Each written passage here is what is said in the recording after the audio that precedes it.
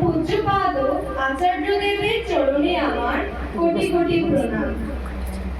ঠাকুর পরিবারের প্রতি প্রত্যেকের চরণে আমার শত সহস্র প্রণাম এবং এখানে উপস্থিত সকল মায়েদের এবং ছোট ছোট বোনেদের প্রতি আমার হৃদয়ের অন্তঃস্থল থেকে প্রাণান্বিত জয়গুরু। আজকে দিদা আমাকে বলেছেন ঠাকুর সম্পর্কে কিছু ইষ্ট প্রসঙ্গ করার জন্য। আমি ঠাকুরের নারী নীতি দিয়ে আমার ইষ্ট প্রসঙ্গ শুরু করছি। মেয়ে আমার, তোমার সেবা তোমার চলা, তোমার চিন্তা তোমার বলা। পুরুষ জনসাধারণের ভিতর যেন এমন একটা ভাবের সৃষ্টি করে যাতে তারা অবনত মস্তকে নতজানু হয়ে সসম্ভবে ভক্তি গদগদ কণ্ঠে মা আমার, জননী আমার বলে মুক্ত হয়, বুদ্ধ হয়, তৃপ্ত হয়, কৃতার্থ হয়, তবেই তুমি মেয়ে, তবেই তুমি সুখী। এখানে শ্রী শ্রী ঠাকুর আমাদের বলতে চেয়েছেন যে আমাদের মায়েদের চলাফেরা কথাবার্তা এমনভাবে করতে হবে যাতে পুরুষ জনজাতিরা আমাদের মা আমার, জননী আমার বলে সম্বোধন করে। এখন আমরা দেখতে পাই যে বর্তমান যুগে আমাদের মায়েদের চলাফেরা কথাবার্তা এমন হয়ে যাচ্ছে যার জন্য আমাদের রাস্তাঘাটে প্রতিনিয়ত লাঞ্ছনার শিকার হতে হয়। সেই জন্য শ্রী শ্রী ঠাকুর আমাদের বলেছেন যে আমাদের চলাফেরা কথাবার্তা মধ্যে একটা মায়ের মতন সেবাভাব থাকতে হবে, যাতে পুরুষ জাতিরা আমাদের দেখে বলে মা আমার, জননী আমার, জননী আমার। যে যিনি এই বিশ্ব ব্রহ্মাণ্ডের অধিপতি আমাদের ঠাকুর, তার কথা শব্দে ব্যক্ত করা কঠিন। তিনি আমাদের শিখিয়েছেন নিজে বাঁচো, অপরকে বাঁচাও। তার এই মহান আদর্শে দীক্ষিত হতে পারলে আমরা সত্যিকারের মানুষ হিসাবে তৈরি হতে পারব। শ্রী শ্রী ঠাকুর আমাদের আরো বলেছেন যে লক্ষ্মী পূজা, কালী পূজা যতই তুমি করো না মাগো, নিজে লক্ষ্মী না হলে তুমি কিছুই লক্ষ্মী হবে না। একদিন শ্রী শ্রী ঠাকুরের আশ্রমে জৈনিক একজন মা এসেছে। ঠাকুর সেই মাটিকে দেখে বলেছেন যে তোর শাড়িটা তো বড় সুন্দর। তখন মাটি লজ্জা পেয়ে গেল। এখানে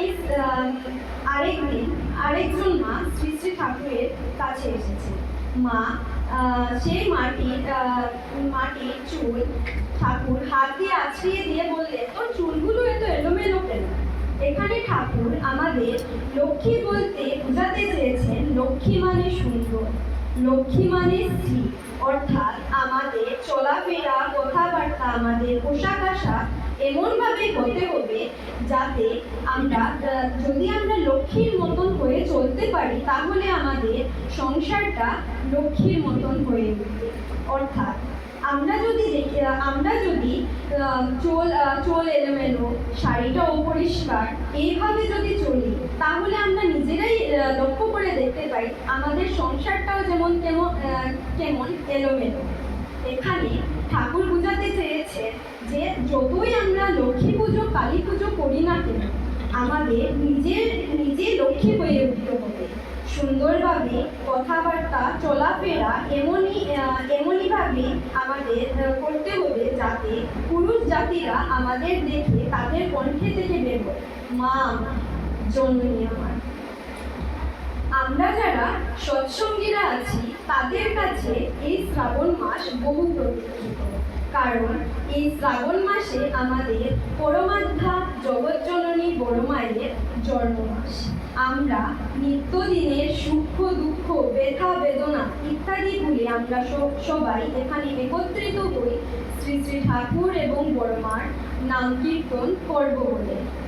কারণ শ্রী শ্রী ঠাকুর এবং বড় মার নাম কীর্তন করে যে পরমানন্দ পাওয়া যায় সেটা পরমানন্দ বা শান্তি পাওয়া যায় সেটা আর কোথাও পাওয়া যায় না। শ্রী শ্রী ঠাকুর একবার বলেছেন যে তোদের বড় মা না পাহাড় সুন্দরী। পাহাড় সুন্দরী, পাহাড় সুন্দরী কথাটার তাৎপর্য এটাই হচ্ছে যে বড় মা ছিলেন সহজ সরল, একদম আমাদের মায়ের মতো। বড় মার কথাবার্তা চলাফেরা এতই সুন্দর তা যেন পাহাড়ের মতো। পাহাড় দেখতে হয়তো পাহাড় দেখতে খুব সুন্দর, পাহাড়ের ভিতরটাও থাকে ততই সরল। আর যেহেতু এটা শ্রাবণ মাস, তাই বড় মার কথা আলোচনা করতে হয়, কিন্তু বড় মাকে বাদ দিয়ে তো ঠাকুরের আলোচনা অসম্পূর্ণ। কারণ একবার ঠাকুর নিজেই বলেছে, আমি যদি নারী দেহ নিয়ে জন্মগ্রহণ করতাম তাহলে বড় বউ অর্থাৎ বড় মাই হতাম। আমাদের বড় মা জগৎজননী লক্ষ্মী। আমি আপনাদের সম্মুখে বড় মার জীবনে একটি কাহিনী তুলে ধরেছি। একবার রান্না করে বড় মা নানা রকম পদ রান্না করেছেন। রান্না করে মাতা মনমোহিনী দেবীকে খেতে দিচ্ছেন। তো মাতা মনমোহিনী দেবীকে খেতে দিচ্ছেন, তিনি মাতা মনমোহিনী দেবী বারে বারে বলছেন, সব তো দিয়ে দিলে, কিছু তোমার নিজের জন্য রাখো। তাও বড় মা একটু মৃদু হাসলেন, হেসেই দিয়েই যাচ্ছে। হঠাৎ মাতা মনমোহিনী দেবী নজর পড়ল বড় মার কানের দিকে। তখন মাতা মনমোহিনী দেবী বড় মাকে জিজ্ঞেস করলেন, তোমার কানের কর্ণফুলটি কোথায় পেল? তো বড় মা তো নিশ্চুপ, মুখে মলিনতার কোনো ছাপ নেই। তো মাতা মনমোহিনী দেবী বারবার জিজ্ঞেস করলে, কোথায় গেল তোমার কানের কর্ণফুলটি, বলো তো আমায়। তখন বড় মা তখনও নিশ্চুপ ছিল। তখন মাতা মনমোহিনী দেবী হঠাৎ রেগে গিয়ে বললেন, হয়তো হারিয়ে ফেলেছে, নয়তো বাপের বাড়ি রেখে এসেছে। তবু বড় মা নিশ্চুপ। এই ঘটনার জন্য বড় মাকে অনেক লাঞ্ছনা, অবমাননা এবং বাপের বাড়ি সম্পর্কে নানা কথা শুনতে হয়েছিল। বড় মা একাকী ঘরে বসে শুধু কেঁদেই চলেছে, কোনো কিছু বলেনি।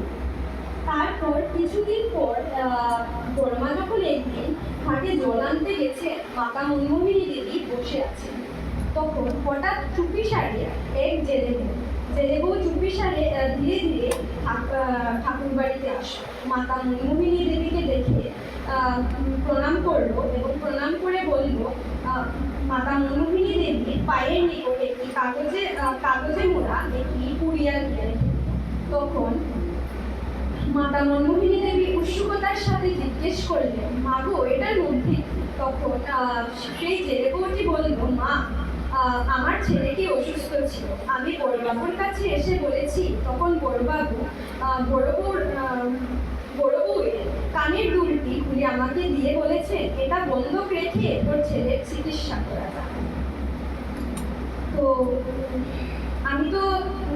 আমি বড়বাবুর কৃপায় এখন বর্তমানে আমার ছেলের চিকিৎসাও হয়েছে, ছেলেটিও আমার ভালো আছে। আমার যে ছেলেটির বাবা, উনি তো মাছ বিক্রি করে ওনার এবার কিছু মুনাফা হয়েছে। তো উনি সেই মুনাফা দিয়ে সেই কানের কর্ণফুলটি বললেন ছাড়িয়ে দিয়ে ঠাকুর বাড়িতে রেখে এসো। তো সেই জন্য তারপর মাটি কাঁদতে কাঁদতে চলে গেল। মাতা মনমোহিনী দেবী তো একবারে স্তব্ধ হয়ে গেলেন এবং যাওয়ার আগে সেই জেলে বউটি বলে গেল, ঠাকুর আমাদের গরিবের মা বাবা, তিনি রাজা হতেন, তিনিই তো আমাদের ঠাকুর, তিনি আমাদের সব সময় আমাদের দুঃখে সুখে পাশে থাকেন। এখানে বড়বাবু বলতে আমরা জানি যে সেই বড়বাবুই ছিলেন আমাদের প্রিয় পরম শ্রী শ্রী ঠাকুর, যিনি নিজের গরিব দুঃখীদের সহায়তার জন্য নিজের স্ত্রীর কানের কর্ণফুলটিও হাতে তুলে। আর বড় মার কথা আর কি বলবো, বড় মা তো লক্ষ্মী স্বরূপা, আদর্শ নারীর প্রতীক। তিনি ঠাকুর যখন নিজের কর্ণফুলটি তুলে নিয়ে দিলেন এই জেলেবউয়ের কাছে, এর জন্য মাতা মনমোহিনী দেবীর কাছে বড় মাকে অনেক কুকথা শুনতে হয়েছিল, তবুও বড় মা নিষ্ঠুর ছিল। এমনই সতীসাধ্যী ছিলেন আমাদের জগজ্জননী বর্মা।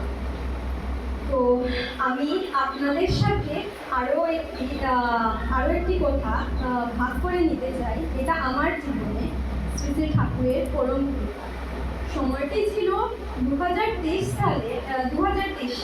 আমি সবেমাত্র তখন ডিগ্রি পাস করেছি। তো কী করবো ভাবছিলাম। আমি সিইউটি এক্সামও দিয়েছি, তা সিইউটি এক্সামে পাসও করেছি। এদিকে আমি বিএডেরও এন্ট্রান্স এক্সাম দিয়েছি,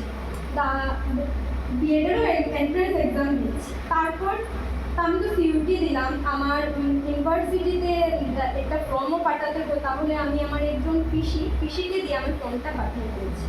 কিন্তু ইউনিভার্সিটি তো স্পট অ্যাডমিশন হয়। আমার পিসি সেই স্পট অ্যাডমিশনের কথা ভুলবশত ব্যস্ততার কারণে স্যারকে জিজ্ঞেস করতেই ভুলে গেছে। তো এটা গেলাম। তারপর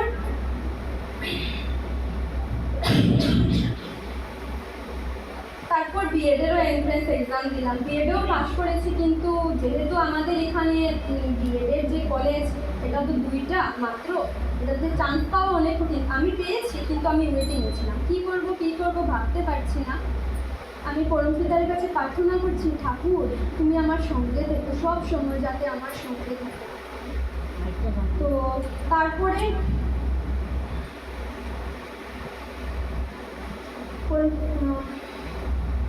তো এর মধ্যে এমএর যে স্পট অ্যাডমিশনটা 27 সেপ্টেম্বরে 27 তারিখ চলে গিয়েছে। আর হঠাৎ আমি অক্টোবরের 1 তারিখ আমার একজন স্যারের কাছ থেকে জানতে পারি যে স্পট অ্যাডমিশনটা তো চলে গিয়েছে, সিইউটিও দিয়েছি, পাসও করলাম, কিন্তু সেখানে যেহেতু আমি স্পট অ্যাডমিশন করেই, তো কী করবো। স্যারের কাছ থেকে এটা শুনতে পেয়ে আমি ঠাকুরের কাছে প্রার্থনা করছি, ঠাকুর দেখো তুমি আমার এই পথ প্রদর্শন করো, না হলে তো আমার একটা বৎসর নষ্ট হয়ে যাবে। আমি ঠাকুরের কাছে প্রার্থনা করছি। তারপর আমারই একজন পিসু, উনি ইউনিভার্সিটিতে চাকরি করেন, উনি আমার অনেক হেল্প করেছেন।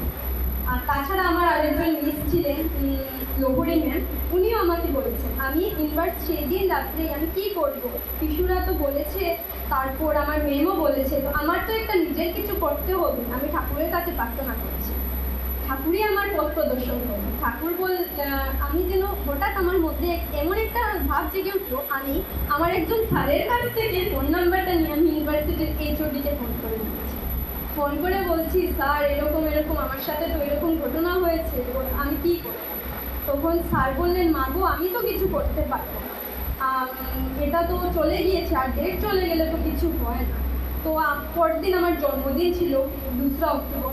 আমি তো কেঁদেই চলেছি, ঠাকুরের কাছে প্রার্থনা করছি, ঠাকুর আমার একটা বছর যাতে নষ্ট না হয়, তুমি এমন কিছু করো ঠাকুর, তুমি তো সব সময় আমার পাশে থাকো, তুমি তো পরম পিতা। তো তারপর ঠাকুরের এমন লীলা দেখলেন আমার জন্যই, যে পোর্টালটা বন্ধ হয়ে গিয়েছিল, আমার স্যার ম্যামেরা ঠাকুরের দয়ার সেই পোর্টালটা একদিন এর জন্য, মাত্র 1 ঘন্টার জন্য আমি দৌড়ে গিয়ে ফর্ম ফিল আপ করলাম। করে এসে ঠাকুরকে প্রণাম করছি, বলছি, পরম পিতা তুমি তো যদি আমাদের জীবনে একটি দরজা বন্ধ করে দাও, আরেকটি দরজা খুলে দাও। তো এটা তো ঠাকুরের কৃপায় অ্যাডমিশন নিয়ে নিলাম। তারপরে ইউনিভার্সিটির প্রথম অক্টোবরের 11 তারিখ আমাদের প্রথম ক্লাস। তো আমি তো যেহেতু ছোটোবেলা থেকেই আমি মামার বাড়িও যেতাম, ট্রেন দিয়ে যেতাম, আমি কোনোদিন বাসে করে যাই না, কেন বাসে আমার পেট্রোলের গন্ধটা সহ্য হয় না। তার সাথে আমি বমিও করতাম, বমি করে আমি ফিল করে যেতাম। তো আমি ঠাকুরকে সকালবেলা যেদিন যাবো 8:30টার সময় বাস, আমরা সদরঘাট থাকি, তো ওখান থেকে আমি আমার পিসির সঙ্গে যাবো। তো যাবো, আমি ঠাকুরের কাছে প্রার্থনা করছি, ঠাকুর তোমার কৃপায় তো অ্যাডমিশনটা পেয়ে গেলাম, এবার তুমি আমাকে রক্ষা করো, সকল ধরনের বিপত্তি থেকে আমাকে রক্ষা করো। আমি নাম ধ্যান ইষ্টবৃত্তি করে যাওয়ার সময় ঠাকুরকে প্রণাম করে বলে গেলাম। তো সারাদিন আমাদের নতুন ক্লাস, আমি কোনোদিনও এত দূর যাইনি, আমি এই কাছাড় কলেজে পড়াশোনা করেছি, এর বাইরে আমি আর বেশি দূর যাইনি। তো এরপরে গেলাম, সেদিন ক্লাস হলো সারাদিন, সকাল 10:30 থেকে ক্লাস শুরু হলো, আর বিকাল 4:30। 4:30 পর্যন্ত 4:30 পর্যন্ত ক্লাস চললো। এই ক্লাস চললো, আমি তো নতুন, আমি তো কোনোদিন এত দূরে যাইনি, যে আমি কী করবো। তারপরে তারপরে বাসের জন্য আমরা অপেক্ষা করছি, তারপরে হঠাৎ বাসে, আর আমি যে বাসে উঠে আমি বমি করে বাসের মধ্যে অজ্ঞান হয়ে পড়েছিলাম। কেউ কিছু বলতে পারে না, নতুন চেনা জানাও তো আমার সাথে কেউ নেই। অজ্ঞান হয়ে পড়ে গিয়েছিলাম, আর বাসেও তো অনেক ভিড় ছিল, সন্ধ্যা 5:30টার বাসে উঠেছি, তো বাসে তো অনেক ভিড় ছিল, আমি তো অজ্ঞান হয়ে পড়েছি। হঠাৎ আমি বমি করতে করতে আমি ঘুমিয়ে পড়েছি। তো হঠাৎ যেন আমার চোখ হঠাৎ খুলল, আমি যেন স্বপ্নে একটা শব্দ শুনতে পাই। শ্রী ঠাকুর বলছেন, ওঠ মাগো, না হলে তো তোর দেরি হয়ে যাবে। উঠেই দেখি আমি উদারবন চলে এসেছি, আমার বাসা রংপুর, কিন্তু আমি উদারবন চলে এসেছি। কি করবো, আমি তো কাঁদতে কাঁদতে ঠাকুরের নাম নিতে লাগলাম, ঠাকুর এবার তুমিই আমার পথ দেখাও, তুমি আমার পথ প্রদর্শক। তো বাসে একটা ভালো দিদি ছিল, ও বললো কেঁদো না, ঠাকুরের নাম স্মরণ করো। ওই দিদিটাও আমাদের ঠাকুরের দীক্ষিত ছিল। তো বললো ঠাকুরের নাম স্মরণ করো। আমি ড্রাইভার আঙ্কেলকে গিয়ে বলছি, এরপর আমি আঙ্কেলকে গিয়ে বললাম। এদিকে তো আমার ফোনও সাইলেন্ট ছিল, যেহেতু ক্লাস করছিলাম, সাইলেন্ট থেকে খুলতে ভুলে গেছে। এদিকে তো আমার মা বারে বারে ফোন করে যাচ্ছে যে কোথায় গেল আমার মেয়েটা। তো তারপর ড্রাইভার আঙ্কেলকে গিয়ে বললাম। তো ড্রাইভার আঙ্কেল বললে, তোমার যদি আগে শরীর খারাপ করতো তাহলে বললে না, আমি তো আজকে প্রথমবার এসেছি, আমি তো তা জানতাম। তাহলে আমি কাঁদলাম, কাঁদতে কাঁদতে ঠাকুরের নাম নিতে লাগলাম, ঠাকুর তুমি আমাকে রক্ষা করো। তারপর বাসে একজন আমাদের ইউনিভার্সিটির একজন আঙ্কেল ছিলেন, উনি ইউনিভার্সিটিতে চাকরি করতেন।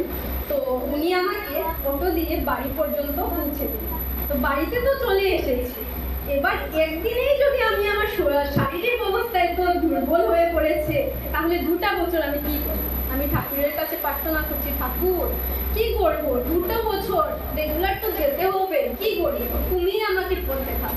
শ্রী শ্রী ঠাকুরের এত কৃপা যে আর কোনোদিনও আমার সাথে এভাবে করিনি। আমার শরীরে অসুস্থ হয়নি, আমি কন্টিনিউয়াসলি রেগুলার ক্লাসে গিয়েছি, ক্লাস করেছি। এই গত সপ্তাহে আমার রেজাল্ট আউট হয়েছে, ঠাকুরের আশীর্বাদে প্রথম বিভাগেই পাশ করেছি। সেই জন্য আমি ঠাকুরের কাছে করম পেলাম। ঠাকুর না আমাদের সঙ্গে সব সময় থাকে। আমরা ভাবি হয়তো একটি দরজা বন্ধ হয়ে গেছে, কিন্তু একটি দরজা বন্ধ হলেও ঠাকুর আমাদের জন্য একটি বিশাল দরজা খুলে দেয়, এটাই। আর পরিশেষে আজকে আমাদের স্যার, যিনি আজকে মাতৃ সম্মেলন আয়োজন করেছেন, ওনার পরিবারের মঙ্গল কামনা করে তৎসহ আমার ছোট বোন কৃতিকার মঙ্গল কামনা করে পরমপিতার কাছে আমি আমার আলোচনা এখানেই সমাপ্ত করব। জয় গুরু।